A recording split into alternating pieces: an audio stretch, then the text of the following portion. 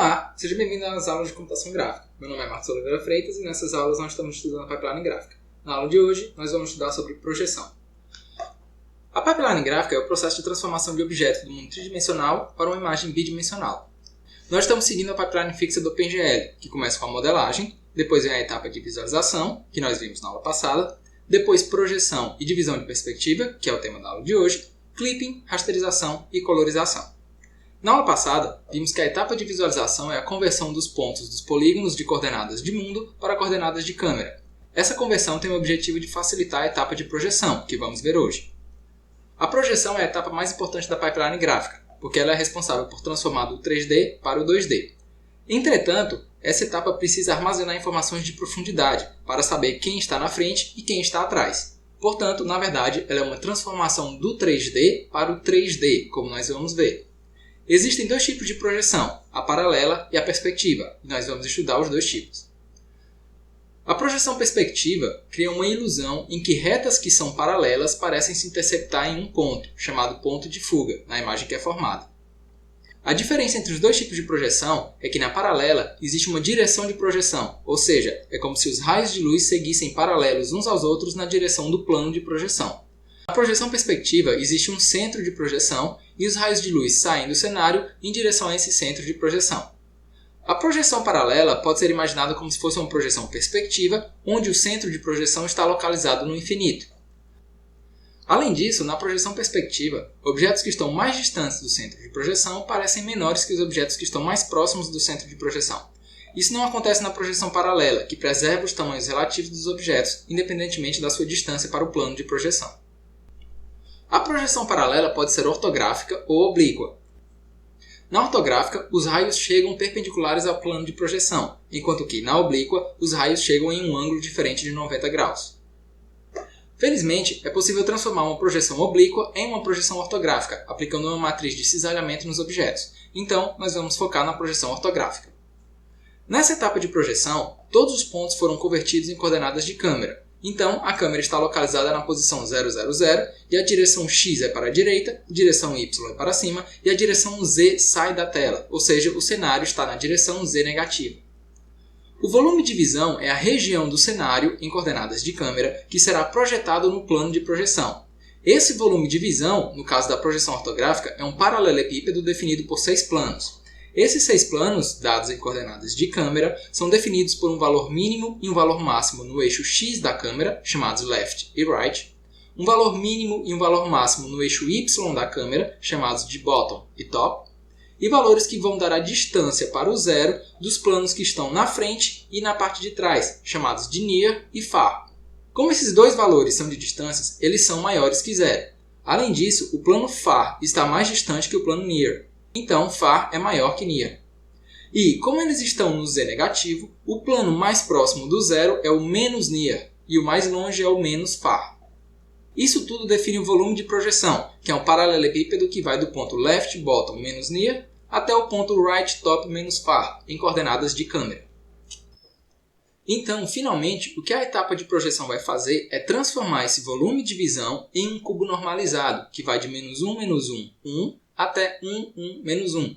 Ou seja, a projeção não vai gerar uma imagem 2D, ele vai gerar um cubo normalizado, ainda tridimensional, que vai facilitar as duas próximas etapas de clipping e rasterização.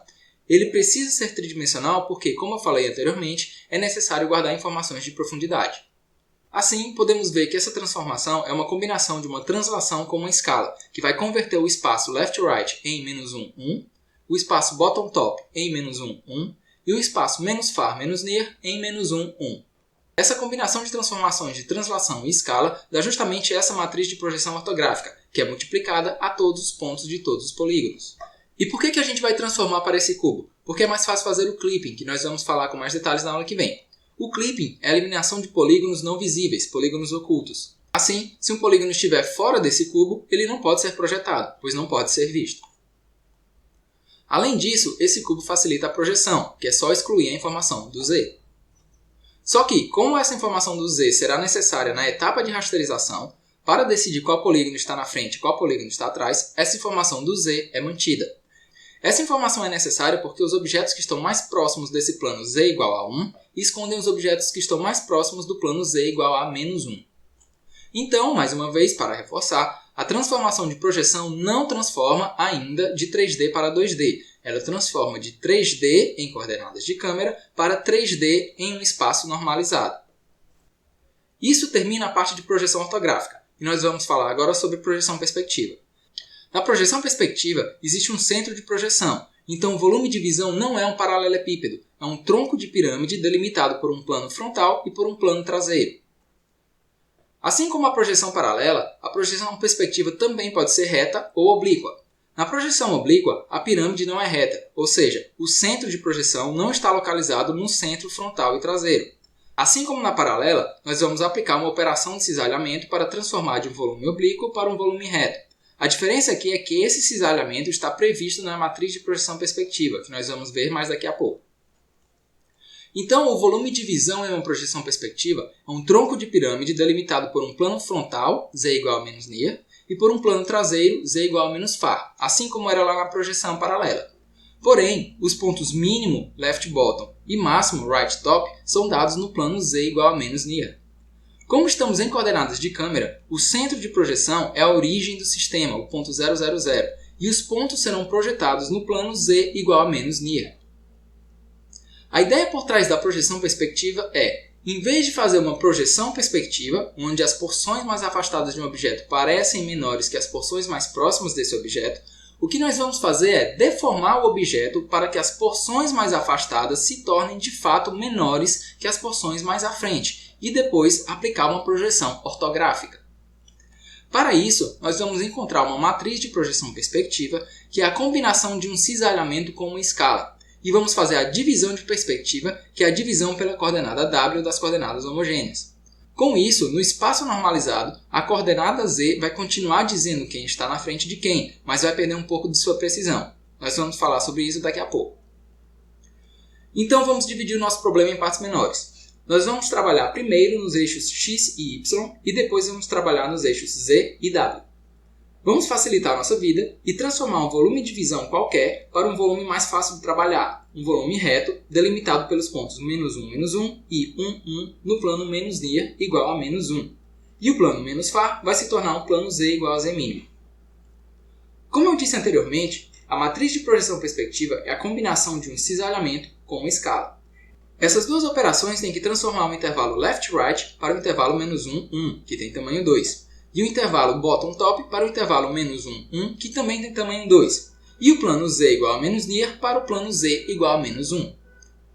Só especificando um pouco mais. Na perspectiva, nós temos que fazer o cisalhamento em vez de uma translação, porque a região do plano menos far, que é projetada, é maior que a região do plano menos near, que é projetada. Assim, essa região tem que sofrer um deslocamento maior, proporcional à sua distância para o centro de projeção. Isso é realizado justamente por um cisalhamento. Então, finalmente, a matriz de projeção perspectiva é essa aqui. Ela ainda está incompleta, nós ainda vamos mexer nela, mas perceba o seguinte. Ela é uma combinação de um cisalhamento com uma escala. Essa escala leva o x e o y para um cubo de tamanho 2, que é esse valor que está no numerador. E ela não altera nem o z, nem o w. Ou seja, atingimos parte do objetivo, que foi levar os eixos x e y para o intervalo menos 1 a 1. Mas ainda não mexemos nem no z, nem no w. Quando nós falarmos sobre o z e o w, nós vamos precisar alterar também os valores das escalas do x e do y. Vamos agora falar do z. Queremos que o plano z igual a menos near se transforme no plano z igual a 1. E queremos que o plano z igual a menos far se transforme no plano z igual a menos 1. Queremos fazer essa transformação de forma que essas retas, que não são originalmente paralelas, pois convergem para o centro de projeção, 000, se tornem paralelas depois dessa transformação. Para ver como vamos fazer essa transformação, vamos ver como é a projeção de um ponto em um plano. Suponha que temos um ponto XYZ com Z negativo e queremos projetar esse ponto nesse plano de projeção, perpendicular ao eixo Z, e seguindo a direção de projeção que vai do ponto até a origem do sistema, 000. Essa projeção vai gerar o ponto XP, YP, ZP, que está no plano de projeção. Supondo que o plano de projeção está localizado em Z igual a D, sabemos que ZP é igual a D. Ainda precisamos descobrir XP e YP. Olhando esse cenário de cima, vemos que a posição XP é dada por semelhança de triângulos. xp está para D, assim como x está para z. Analogamente, yp está para D, assim como y está para z. Fazendo as contas, vemos que xp é igual a x dividido por z sobre d e yp é igual a y dividido por z sobre d.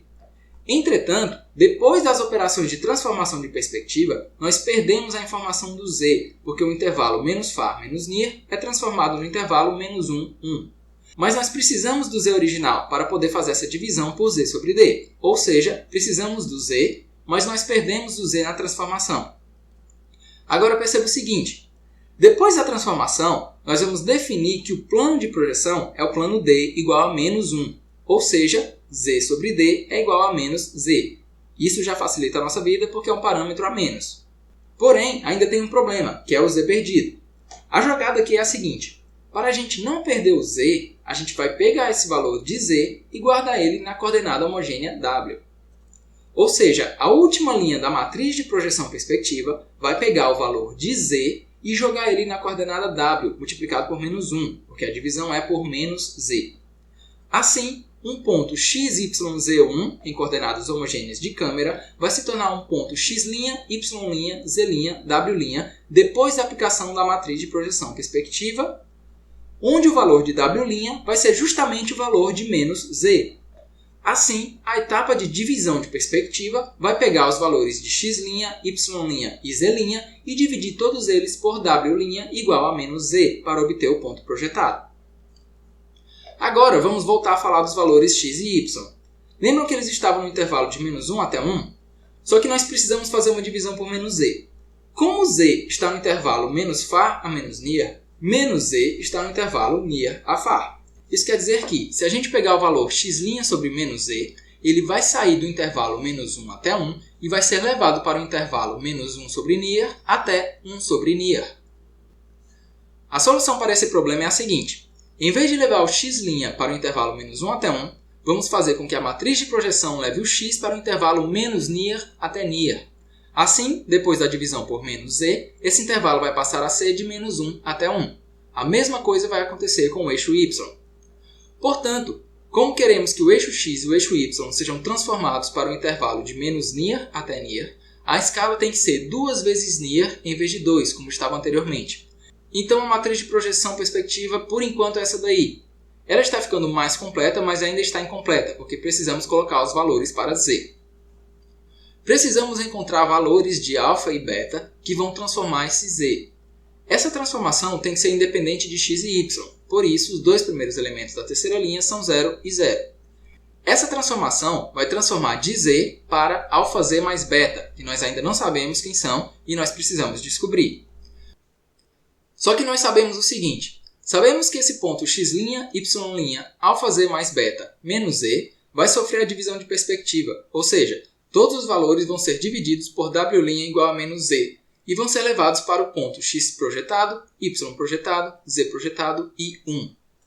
O valor de z projetado é alfa z mais beta dividido por menos z, ou seja, menos alfa menos beta sobre z. E nós temos que descobrir quem são os valores de alfa e beta. Porém, nós queremos que o intervalo menos far menos near seja levado para o intervalo menos 1 até 1. Com isso, nós conseguimos montar um sistema de duas equações e duas variáveis, e descobrimos os valores de alfa e beta. Agora sim, finalmente, conseguimos montar a matriz de projeção perspectiva. O que a matriz de projeção perspectiva vai fazer é levar um volume de visão em perspectiva qualquer, reto ou oblíquo, para um volume de visão que tem o z igual a menos near e é delimitado pelos pontos menos near, menos near, menos near e mais near, menos near. Então, por fim, conseguimos montar as duas matrizes de projeção, uma ortográfica e outra perspectiva, que vão transformar um ponto em coordenadas de câmera para um ponto projetado. Depois da transformação de perspectiva, é feita a divisão de perspectiva, ou seja, a divisão por w'. No caso da projeção ortográfica, w' é igual a 1 e a divisão não faz nada. No caso da projeção perspectiva, w' é diferente de 1 e a divisão vai gerar um outro ponto tridimensional. Depois da divisão de perspectiva, esse ponto tridimensional estará localizado num espaço normalizado, que está no cubo que vai de -1, -1, -1 até 1, 1, 1, com o plano z igual a menos near levado para o plano z igual a 1 e o plano z igual a menos far levado para o plano z igual a menos 1. Uma última informação sobre essa divisão de perspectiva é que ela é uma operação não linear, ou seja, não pode ser feita como multiplicação de matrizes, como nós vínhamos fazendo em todas as nossas operações até agora. Além disso, ela não preserva a distância absoluta, ou seja, ela perde proporcionalidade. Isso quer dizer que pontos com z diferentes, mais próximos do plano near, sofrem um afastamento entre si, e pontos com z diferentes, mais próximos do plano far, se aproximam entre si. Isso pode levar a uma falta de precisão de número de ponto flutuante, o que faz com que esses pontos diferentes, mais próximos do plano far, possam acabar tendo o mesmo z no espaço normalizado. E como aplicar isso no OpenGL? Primeiro, a gente precisa estar no modo de matriz GL Projection. Para aplicar a matriz de projeção ortogonal, a gente pode chamar a função glorto, passando como parâmetros as posições left, right, bottom, top e as distâncias near e far para a câmera localizada no 0, 0, 0. Para aplicar a matriz de projeção perspectiva, a gente pode chamar a função glFrustum, passando como parâmetros as posições left, right, bottom, top e as distâncias near e far para a câmera localizada no 0, 0, 0. Muitas vezes é complicado determinar esses valores, então pode ser que a gente prefira utilizar a função gluPerspective, que monta a matriz de perspectiva com base em valores mais simples, que são o ângulo de visão e a razão de aspecto, largura dividido por altura, além das distâncias near e far.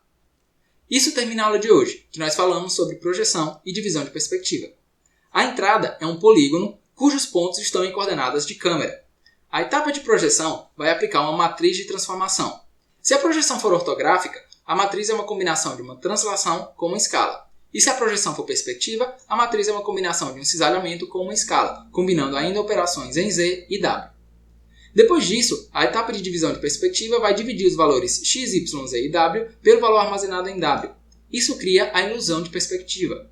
A saída é o mesmo polígono, porém definido em coordenadas normalizadas dentro de um cubo delimitado pelos pontos -1, -1, -1 e 1, 1, 1.